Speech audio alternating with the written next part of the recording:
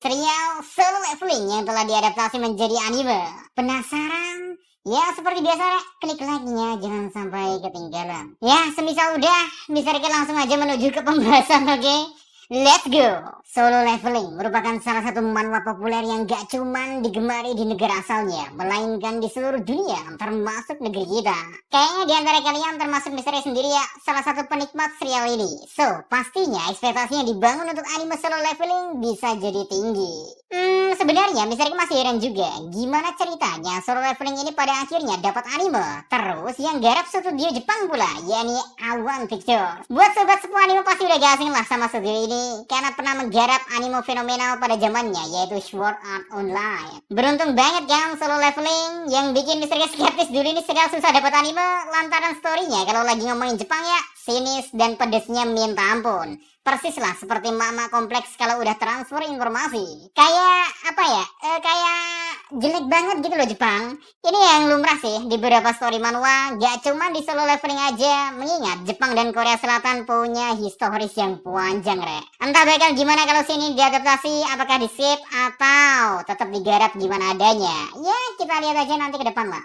Nah, selain dari faktor tadi, rupanya anime Solo Leveling pernah menjadi kontroversi saat perilisan trailernya. Sebab saat dirilis nama dari tiap tokoh diubah jadi nama Jepang. Hal ini langsung diprotes oleh seluruh penggemar. Beruntung ya pihak studio menerima saran ini sehingga dibuatlah dua versi. Untuk penayangan di Jepang menggunakan nama Jepang, sedangkan penayangan global tetap dengan nama Korea Selatan. Wow, platform resmi manapun akan menggunakan versi global sih. Semisal kalian nontonnya malah dapat yang nama Jepang, sudah pasti kalian pembajak handal. Kekhawatiran lainnya ada pada adaptasi plot dari manhwa ke anime. Biasanya ya, project anime manhwa ini cuman jadi sekedar pemuas fandom, sehingga jalan pilihannya adalah memangkas cerita seringkes-ringkesnya. Kita bisa lihat kan dari Tower of God maupun God of High School yang lumayan dapat cutting brutal adaptasi anime. Lantas, dari berbagai kontroversi dan kekhawatiran yang menyelimuti anime Solo Leveling, bagaimana episode pertamanya menjawab semua itu? Ya, jawabannya terbilang cukup memuaskan. Seenggaknya ya, udah bikin tenang buat kalian yang mengikutinya ataupun yang baru mengikuti serial ini karena memulai dari anime. Mari kita bahas kronologis berdasarkan story sambil ngasih review sedikit ke sono sini. Oke Rek, di pembukaan cerita, perbedaannya udah langsung terasa nih. Semisal di versi manhwa, narasi soal Jet dan monster itu langsung relate ke si karakter utama. Maka di anime memberi sesuatu yang berbeda Rek. Mereka memberi gambaran pertempuran di Jeju Island, di mana para hunter saling bahu-membahu menghadapi monster, yaitu 3 tahun sebelum latar waktu cerita utama dimulai. Meski terkesan tambahan, namun mengutip dari fandomnya ya, scene ini mengadaptasi versi novelnya, bukan versi manhwa. Di sini mereka menjelaskan soal gap, kemunculan para monster, kekuatan yang hadir ke para manusia berupa mana, dan bagaimana pemeringkatan berdasarkan kekuatan. Jadi ada peringkat S, A, B, C, D, dan E. S adalah yang terkuat, sedangkan E adalah yang terlemah. Peringkat ini dilihat dari jumlah mana, serta sekuat apa kekuatan yang dimiliki oleh seseorang. Nah, yang cukup mengejutkan ya, kemunculan beberapa karakter penting, termasuk para hunter ranking S. Langsung ditampilin di episode perdana ini, Rek. Mereka muncul ketika para hunter ranking A ke bawah ya mulai kerepotan menghadapi monster. Akhirnya ya, ranking kelas S langsung turun tangan. Siapa aja yang muncul dan di mana seharusnya mereka debut dalam versi manhwa? Ya, pertama ya ada Enso. Ia harusnya muncul di chapter 89. Kedua, Min Byung-gyu. Perdana tampil di chapter 88. Ketiga, Baek Yoon-ho yang semestinya debut di chapter 47. Terus ada Choi Jong-in, penampilan perdananya berada di chapter 62.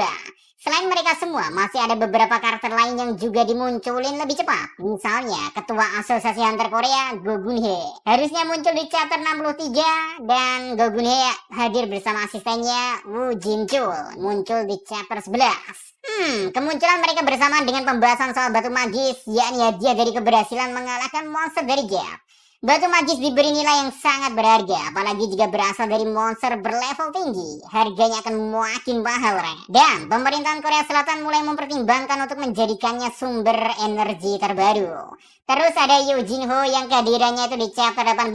Dan yang paling mengejutkan buat Misteri pribadi ya adalah Chahain. Hunter Rank S juga langsung debut di episode perdana dengan aksi yang memukau. Visualnya dibikin mengingat harusnya ia debut di chapter 68. Kemunculan mereka terasa bukan upaya memotong cerita Rek, tapi sambil melengkapi narasi perihal gimana sistem dunia Solo Leveling bekerja. Makanya ya, diselipi pembahasan soal batu sihir, get, monster, dan peringkat hunter, sehingga semuanya kelihatan lebih natural. Serta ini gak merusak cerita kok. Mungkin buat naikin hype pengikut setia manuanya juga, mengingat di season perdana ya, semisal gak dipotong, bisa aja kan nama-nama tadi gak sempat muncul. Terus kita lanjut ya, menyorot sang tokoh utama Sung Jinwoo, seorang hunter rank E, bahkan disebut sebagai hunter terlemah di dunia. Kehadiran Sung Jinwoo bahkan bisa memberi rasa lega ke para hunter lantaran itu menjadi tanda gate dan dungeon yang bakal mereka jelajahi bukanlah dungeon yang berbahaya. Nah, Sung Jinwoo gak punya pilihan lain selain menjadi hunter, lantaran ia menganggap dirinya gak punya bakat, tapi keluarganya membutuhkan uang, yaitu untuk perawatan ibunya di rumah sakit serta adiknya yang sebentar lagi kuliah.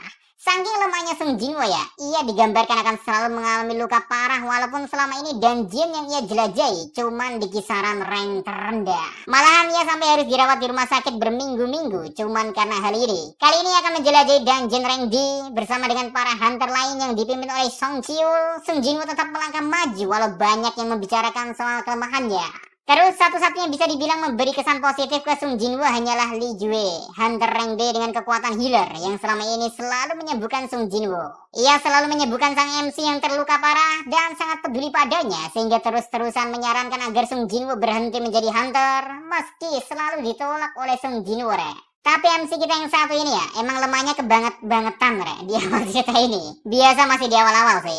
Ngelawan goblin aja Sung Jinwoo gak sanggup, bahkan hampir terbunuh sama goblin antah berantah. Kalau gak ditolong ya udah koit dari awal. Terus penjelajahan dungeon terasa aman sampai salah satu dari anggota party menemukan sesuatu yang disebut sebagai dungeon ganda.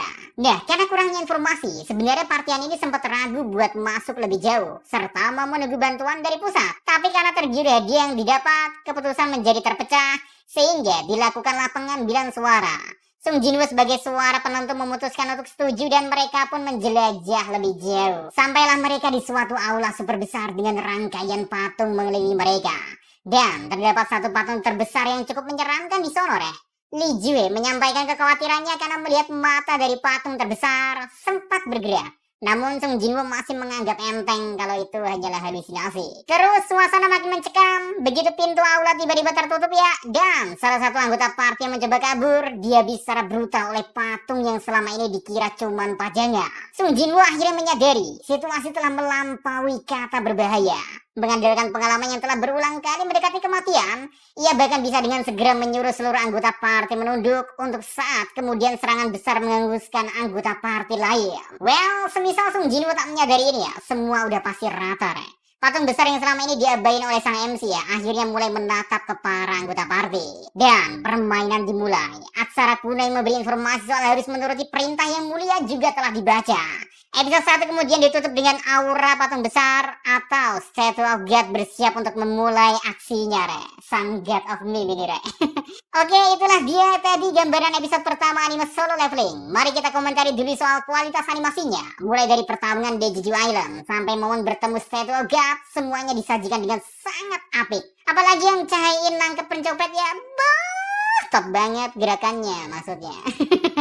A1 Pictures memang selalu bisa memberikan hal yang bagus kalau soal action. Pengalaman di SAO kayaknya udah cukup menggambarkan dan berhasil disajikan dengan baik pula di Solo Leveling. Toh ini juga masih ada kaitannya, sama kan? Sama-sama kayak pengalaman untuk nge-game ya. Next soal sajian cerita ya. Walau awalnya skeptis, ini bakal cuma jadi pemuas fandom, ternyata mereka sama sekali gak memotong dari cerita manhwa. Malah sebaliknya ada banyak tambahan yang on point seperti yang Mr. K sebutkan sebelumnya. Ya, semoga No Cut Stories ini terus berlanjut dan konsisten, mengingat cerita Solo Leveling yang agak sedikit kompleks. Karena Solo Leveling terdiri dari 179 chapter, harusnya masih cukup realistis anime ini bisa jadi project jangka panjang. Dan ini bakal memuat semua cerita dan diadaptasi sampai selesai. Seenggaknya ya, butuh 4 atau 5 season dari hitungan kasar Mr. K kalau mau benar digarap sampai habis. Semoga sampai habis sih. Oke, melihat gimana episode satunya gak memangkas cerita dari chapter 0 sampai awal chapter 4, mari berharap ya Solo Leveling bukan project anime manhwa ikut-ikutan. Mungkin yang kurang dari Mr. K pribadi ya kualitas backsoundnya aja sih. Bukan bermaksud bilang gak kurang, tapi emang masih kurang nendang lah. Baru bagusnya pas di momen Statue of God secara visual dan sound, kelihatan momen paling memorable sih, karena ini adalah meme paling terkenal Oke, so mungkin itu aja breakdown Mr. K soal solo leveling. Intinya episode perdana harusnya udah cukup memuaskan buat para fans ataupun yang baru nonton. Kalian sendiri gimana? Apakah puas pada episode 1 solo leveling? Monggo kasih komentar dan pendapat kalian di kolom cuit ya. So, see you next time. Mari sekarang melos. Stay safe everyone. Salam Anime.